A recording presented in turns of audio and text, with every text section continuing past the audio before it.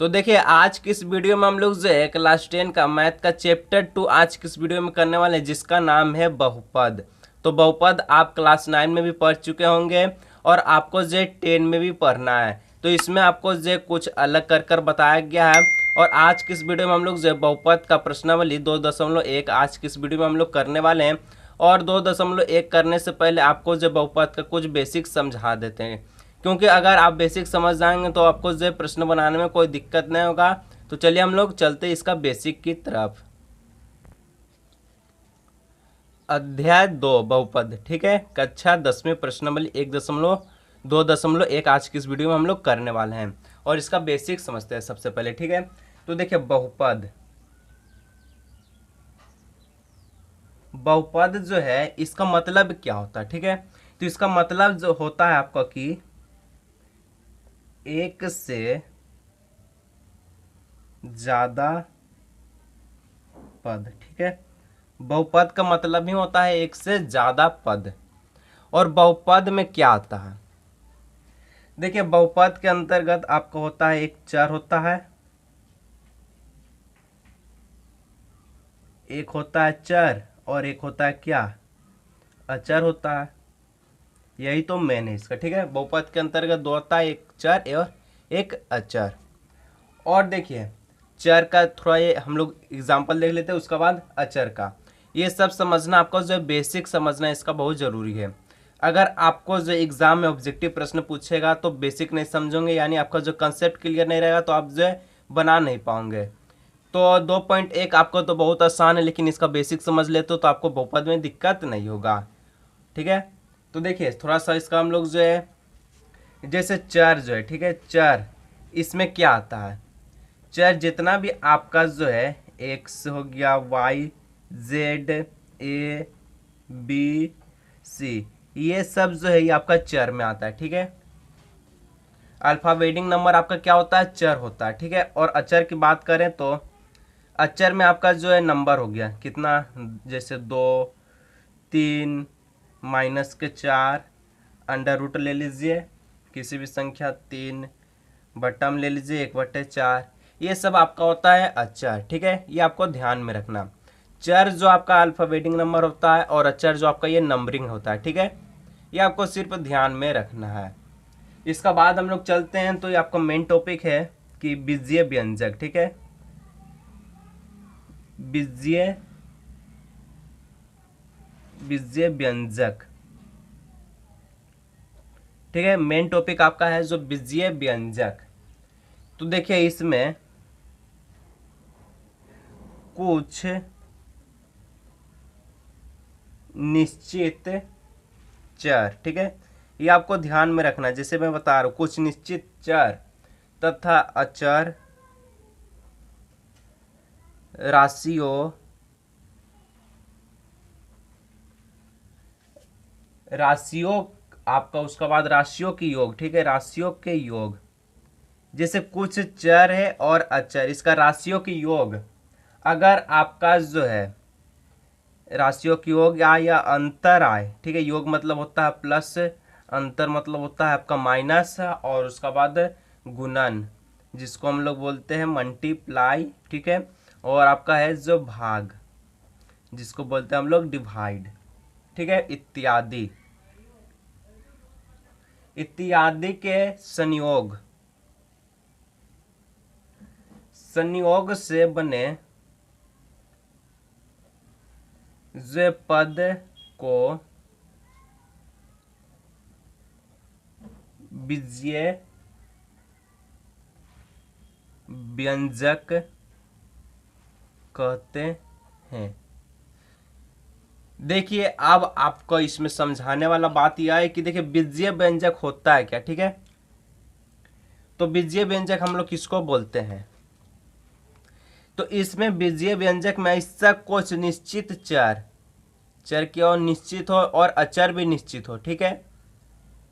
और इसके योग, इसके जो है राशियों के अगर योग बनता है यानी प्लस, या अंतर जिसको बोलते हैं हम लोग जो सेपरेट, और गुणन की आने जो है गुना, और भाग यानी जो है डिवाइड इत्यादि के संयोग से जो भी बना पद को क्या कहते हैं, बीजीय व्यंजक कहते हैं। ये आपको ध्यान में रखना है।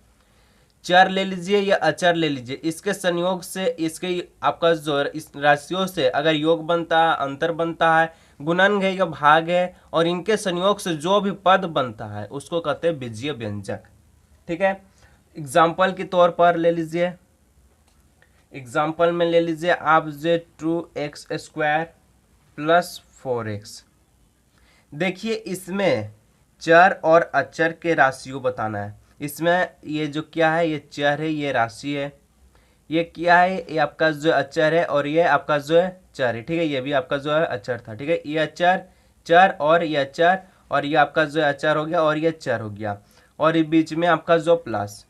तो चर और अचर के राशियों से क्या बना, यहाँ पर योग बना। ठीक है, ये प्लस है तो योग बन गया। दूसरा एग्जांपल ले लीजिए, √4x प्लस 5x। एक और ले लीजिए 5y। ये सब जो है 5y, ये क्या y क्या, ये चर है और ये अचर है, इसके संयोग से ये पद बन गए। ठीक है, ये कौन पद है, तो ये एक पद है, तो पद बन गए, इसी को कहते हैं क्या, बीजीय व्यंजक कहते हैं। जैसे में ये आपका हो गया, ये हो गया आपका द्विपद, लेकिन पद इसमें बताना है कि बीजीय व्यंजक होता क्या है, चर और अचर के संयोग से जो भी बनता है अंतर गुना भाग, उसी को कहते हैं बीजीय व्यंजक। ठीक है, बस इतना ही ध्यान में रखना आपको। इसका बाद आपका आता है बहुपद। ठीक है, बहुपद होता है क्या, तो इसमें ऐसे बीजीय व्यंजक, ठीक है, ऐसे बीजीय व्यंजक को बहुपद कहते हैं जिसमें जो है क्या, जिसमें आपको जो है 5 नियमों का पालन होना चाहिए।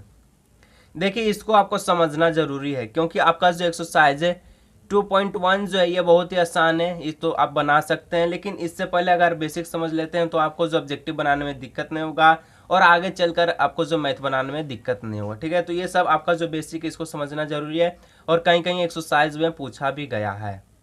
ठीक है, तो देखिए ऐसे बीजीय व्यंजक को बहुपद कहते हैं जिसमें 5 आपका जो है 3 नियमों का पालन होना चाहिए। ठीक है ना, तो 3 नियमों का पालन होना चाहिए। पहला जो नियम है आपका कि जो चर जो राशि है, चर राशि का जो घातांक होता है, ठीक है, चर राशि का घातांक जो है ये एक जो है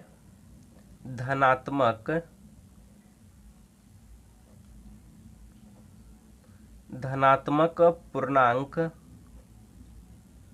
हो। पहला जो आपका है कि चर राशि का जो आपका जो चर राशि का जो घातांक होगा ये एक आपका जो धनात्मक पूर्णांक होना चाहिए। दूसरा में अगर आपको जो है पदों की संख्या जो है निश्चित होना चाहिए, निश्चित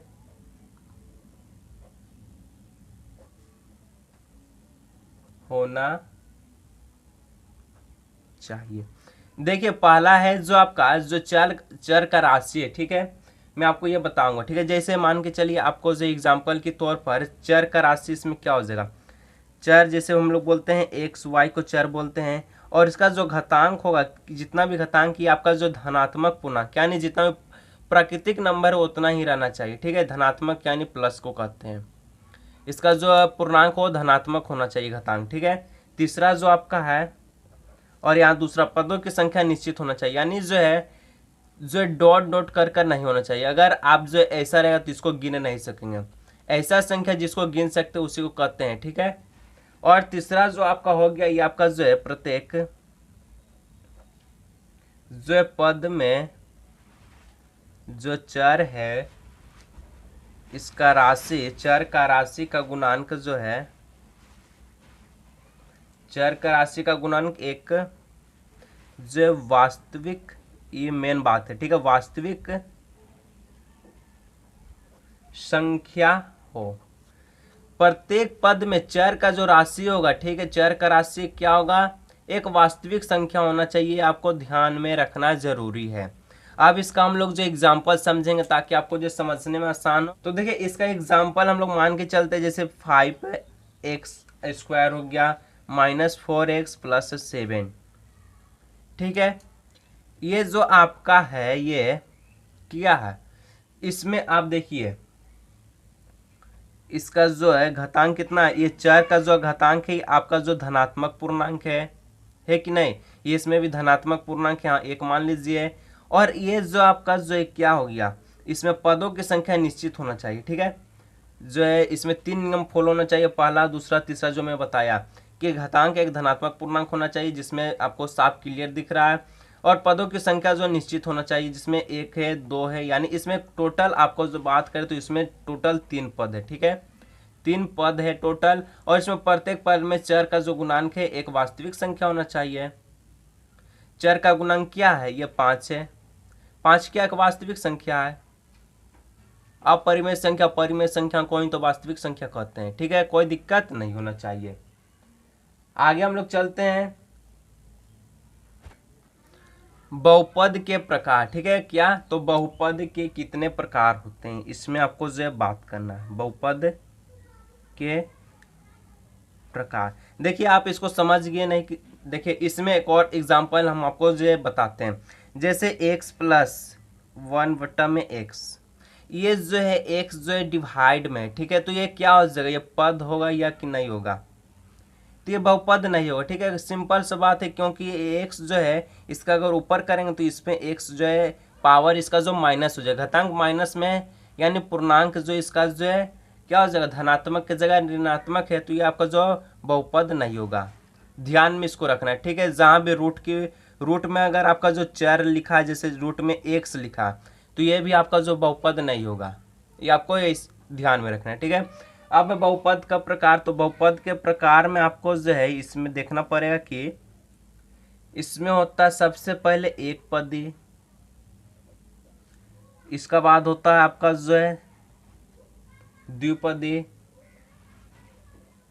और तीसरा आपका जो होता है त्रिपदी। ठीक है, बहुपद का कितना प्रकार है, टोटल 3 प्रकार है, एक पदी, द्विपदी और 3 पदी। ठीक है, तो इसमें आप देखिए इसमें आपको क्या करना है, जैसे एग्जाम्पल के तौर पर इसका हम लोग एग्जाम्पल देखते हैं, तो एक पदी में क्या होना चाहिए, जैसे आपको जो इसमें 2x हो गया, ये क्या एक पद, इसका साथ ना प्लस लगा है ना माइनस लगा है, कुछ नहीं, सिंपल क्या, तो एक पदी का ये उदाहरण है। और ले लीजिए 5x ले लीजिए, या x ले लीजिए, या सिर्फ y ही ले लीजिए, ये सब क्या है, ये सब आपका जो है एक पद है। ठीक है, इसके साथ ना गुना हो रहा है ना भागा हो रहा है, यही तो मेन आपका जो है, न इसमें गुना है ना ही डिवाइड है और ना ही सेपरेट है, ना ही आपका जो है एड है, और ये क्या है, तो एक पदी है, यानी सिंपल है आपका। और द्विपदी का एग्जांपल, द्विपदी में आपको जो 2x भी है और +5 है, तो ये क्या, ये आपका दो द्विपद है, क्योंकि इसमें प्लस है और इसमें आपको साफ दिख रहा है, एक पद यहाँ है और एक पद ये है, 2 पद है। चर और अचर को ही तो पद कहते हैं, इसके राशियों के संयोग से। ठीक है, तो ये हो गया त्रिपद पे हम लोग चलते हैं, तो इसमें आपका हो गया 2x³ +x² +7x। ये क्या है, इसमें 3 पद है, एक पद, 2 पद, 3 पद, ये क्या हो गया, सिंपल, ये आपका जो है 3 पदी हो गया, त्रिपदी।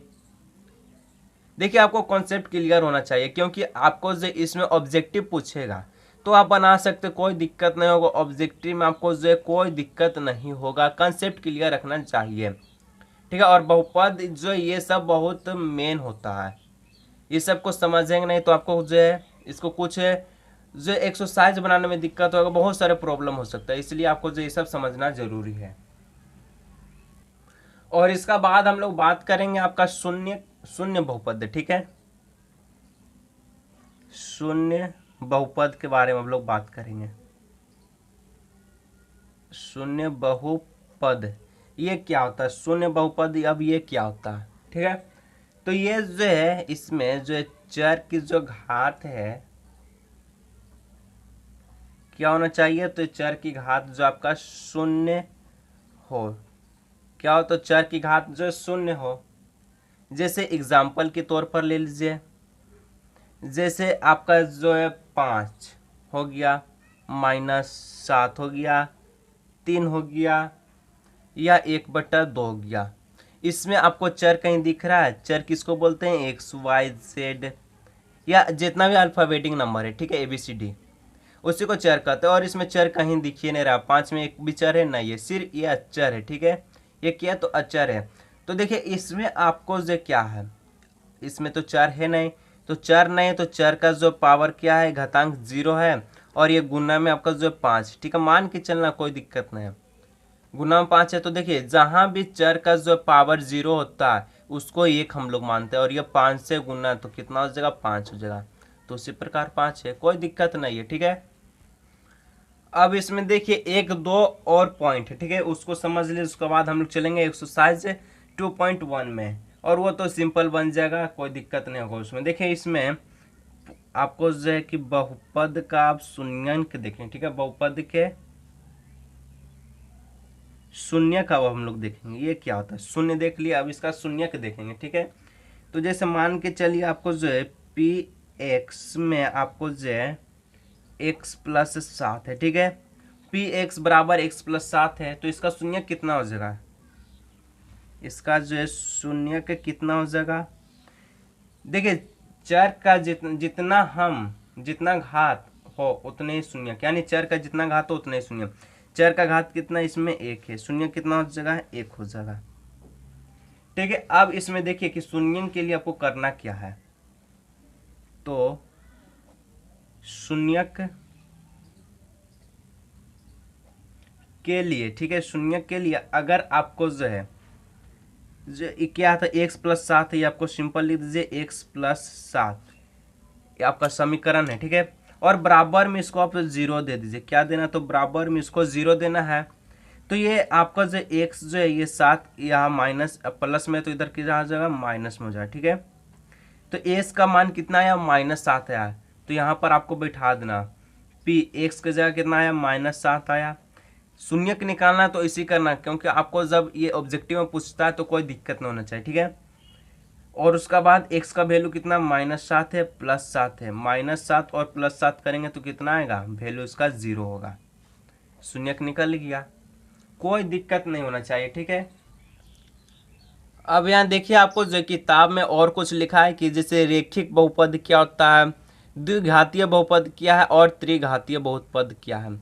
तो देखिए ऐसा जो पद, ठीक है, रेखिक बहुपद में किसको मानेंगे हम लोग, तो जो चर है इसका अधिकतम घात कितना होना चाहिए, तो इसका अधिकतम घात जो आपका है 1 होना चाहिए, ठीक है, अधिकतम घात 1 होना चाहिए। रेखिक बहुपद में अधिकतम घात इसका जो है 1 होना चाहिए, तो ये आपका हो जाएगा रेखिक बहुपद। और त्रिघात बहुपद, तो इसमें अधिकतम जो चर का जो घात ये कितना होना चाहिए, तो 2 होना चाहिए, ठीक है। त्रिघातीय बहुपद की बात करें तो इसमें अधिकतम घात इसका कितना होना चाहिए, चर का, अचर का नहीं, ठीक है, चर जिसको XYZ कहता है, अल्फाबेटिक नंबर, इसका जो अधिकतम घात है 3 होना चाहिए, ठीक है। तो इसमें आप देखिए कि जो है इसमें रेखिक बहुपद में जिस उदाहरण के तौर पर यहाँ पर अधिकतम घात 1 होना चाहिए, तो जैसे आपको यहाँ पर है 2x-3, ठीक है, 2x-3, इसका पावर कुछ नहीं तो हम लोग क्या मानते हैं, तो 1 मानते हैं, अधिकतम घात कितना है? 1 है, तो रेखिक बहुपद कहलाया। उसी प्रकार द्विघातीय बहुपद जिसका चर का पावर 2 हो, देखिए जैसे y² - 2, अधिकतम घात कितना है? 2 है, इसी का हो जाएगा क्या? द्विघातीय बहुपद। अगर आपको जो ऑब्जेक्टिव में पूछता है कि समीकरण दे देगा, मान चलिए 2, आपको जो समीकरण इसमें देता है कि 2x² - 5x -7, ठीक है, +7, तो इसमें अधिकतम घात कितना है? 2 है, चर का पावर देखना है, 2 अधिकतम घात है, तो ये क्या हो जाएगा? द्विघात बहुपद हो जाएगा, ठीक है, सिंपल तो याद रखना है, कोई दिक्कत नहीं है। अब थोड़ा हम लोग चलते हैं त्रिघातीय बहुपद, ठीक है। तो त्रिघातीय बहुपद में आपको जो क्या करना है, जिसका पावर अधिकतम 3 हो, जैसे समीकरण मान चलिए यहाँ पर जो है 3 है -x² प्लस है जो आपका x का क्यूब है, ठीक है, तो यहाँ अधिकतम घात 3 है, तो इसका जो है क्या हो जाएगा? बहुपद, इसका जो त्रिघात बहुपद हो जाएगा। यही तो आपको ध्यान में रखना है, ठीक है। अब इसका हम लोग चलते हैं प्रश्न की तरफ। तो देखिए आपका जो प्रश्नावली 2.1 में क्या पूछा है कि किसी बहुपद पी एक्स के लिए y बराबर पी एक्स का ग्राफ नीचे आकृति जो दिया गया है, ठीक है। इसमें जो आपको प्रत्येक स्थिति में पी एक्स के शून्यंकों का जो संख्या ज्ञात करना है। तो देखिए ये जो प्रश्न है इसका बनाने से पहले इसका जो है थोड़ा सा हम लोग बेसिक समझ लेते हैं, थोड़ा सा, ठीक है। जैसे ग्राफ में दिया तो इसका हम लोग ग्राफ का थोड़ा सा बेसिक समझ लेते हैं ताकि आपको ये बनाने में आसान हो जाए। तो देखिए यहाँ पर आपको जैसे ग्राफ देता है, ठीक है, मान के चलिए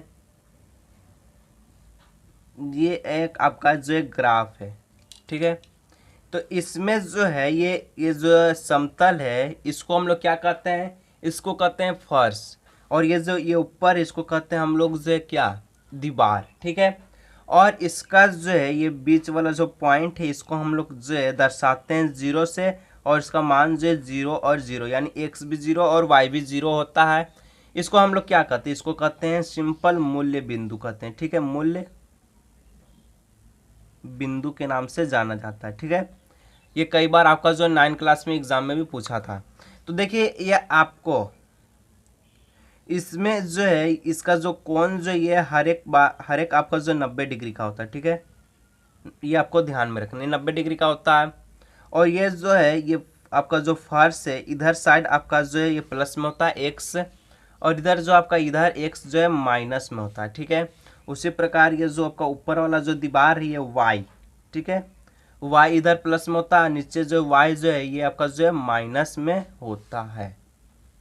संख्या है इधर प्लस के, ठीक है, जैसे 1 2 है, 1 है, 1 से स्टार्ट होता है, 1 है 2 3, ठीक है, इधर माइनस चल जाइए, माइनस का 1 माइनस का 2 माइनस का 3, ऊपर में 1 2, नीचे में माइनस का 1 माइनस का 2, ठीक है। अब इसमें ये ग्राफ मैं आपको इसलिए बता रहा हूँ क्योंकि आपका जो है 2.1 में ग्राफ ही तो दिया है सिर्फ, ठीक है। तो जो ये आपका जो है ये आप ग्राफ दिया गया है, ठीक है, ये क्या है, ये एक ग्राफ है। तो इसमें आपको जो है ग्राफ अगर देता है और इसका पूछता है कि शून्यंक कितना है, शून्यंक पूछता है, तो इसमें आपको क्या करना जरूरी है, ठीक है। इसमें आपको जो शून्यंक पूछता है तो देखिए इसमें आपको मैं बताता हूं कि जो भी एक्स अक्ष है, एक्स अक्ष में जो जितनी कट बिंदु मिलता है, ठीक है, जितनी कट बिंदु मिलेगा, ठीक है, जितने कट बिंदु मिलेगा उतना ही क्या होगा, तो शून्यंक वो देगा, जितना कट बिंदु मिलेगा उतना ही शून्यंक वो देगा। जैसे मान के चलिए आपको जो एक्स बिंदु किसको बोलते हैं, फर्श को कहते हैं, एक्स अक्ष है, और इसमें जितना भी कटान बिंदु है, ठीक है, जितना भी आपको जो कटान बिंदु दिया है उसी को क्या कहेंगे, शून्यंक कहेंगे। जैसे मान के चलिए यहाँ पर जो एक कटान बिंदु आपको जो बताता हूँ, ठीक है, एक्स अक्ष में देखना, ना कि आपको वाई अक्ष में। तो यहाँ देखिए एक्स अक्ष में यहाँ पर एक कटान बिंदु है, एक यहाँ पर है और एक यहाँ पर, शून्य कितना हो जाएगा इसका, 3 हो जाएगा, ठीक है, सिंपल यही करना है। तो देखिए इसमें आपको एक्स जो एक्स अक्ष पर कोई भी कटान बिंदु नहीं मिल रहा है, ठीक है, एक्स अक्ष में कोई भी कटान बिंदु नहीं है, तो इसका जो शून्य कितना हो जाएगा, 0 हो जाएगा। और उसका बाद दूसरा, ठीक है, दूसरा में आपको देखिए एक्स अक्ष पर कितना कटान बिंदु है, तो यहाँ सिर्फ 1 है, ठीक है, तो इसका शून्यंक कितना हो जाएगा, शून्यंक इसका सिर्फ 1 हो जाएगा। तीसरा में एक्स अक्ष पर कितना कटान बिंदु है, एक यहाँ है, एक यहाँ है और एक यहाँ है, यानी 3 को कटान बिंदु है, आंसर कितना हो जाएगा, 3 हो जाएगा शून्यंक इसका। उसी प्रकार अगर बात करते हैं हम लोग चौथा का, तो इसमें कितना है, तो एक यहाँ पर है आपका और एक यहाँ पर, यानी 2 को कटान बिंदु है, शून्यंक भी इसका कितना हो जाएगा, 2 हो जाएगा, ठीक है। तीसरा में आपका जो है पांचवा में यहाँ पर एक यहाँ है, एक यहाँ है और एक यहाँ और एक यहाँ, टोटल 4 कटान बिंदु, शून्यंक भी 4 हो जाएगा, ठीक है। इसमें देखिए एक सच में एक यहाँ कटान है और एक यहाँ कटान है और एक यहाँ, यानी टोटल इसमें 3 कटान बिंदु है। शून्य किसका कितने हो जाएगा, 3 हो जाएगा। तो इसी के साथ आपका जो है प्रश्नावली 2.1 जो है कंप्लीट हुआ।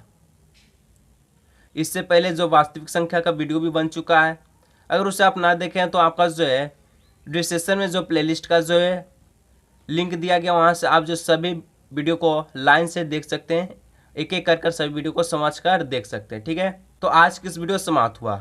तो दोस्तों के साथ इस वीडियो को जरूर शेयर कीजिएगा और चैनल पर पहली बार आए तो चैनल को जरूर सब्सक्राइब करके जाइएगा और वीडियो को लाइक जरूर कर दीजिएगा। तो चलिए हम लोग मिलते हैं अगले नेक्स्ट वीडियो में।